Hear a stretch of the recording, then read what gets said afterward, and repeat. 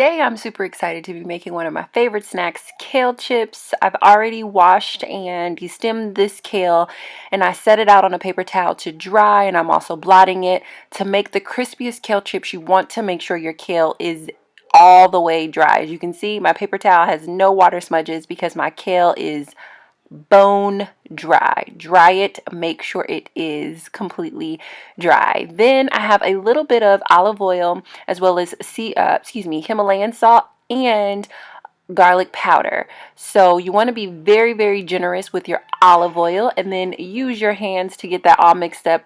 Some people say that your hands are your chef's greatest accessory. I'm going to use a lot more olive oil. You want to be generous with the olive oil because it definitely adds to the crispness, and you want to make sure that you give your kale chips an opportunity to be really, really coated. So like dig in there, massage the olive oil in.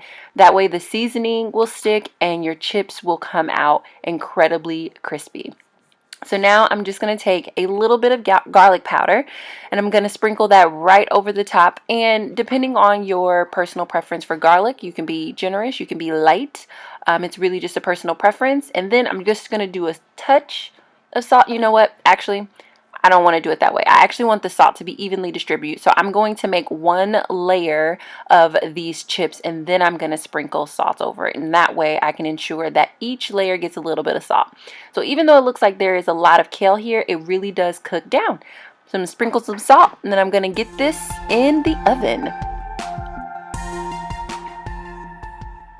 Okay, so this is my kale chips out of the oven. You guys can't hear this, but they're very crispy. I want you to see how I'm able to just take them and stack them high. That is because they're actually crispy. They're not moist. They're not falling apart. They are very nice and light and crispy. I will say I cooked them just a little bit too long. You want to try to avoid the browning because it does affect the flavor. But I mean, look at this. Oh, so good. Oh gosh, it is so good. This is one of my all-time favorite snacks. You guys know I love kale.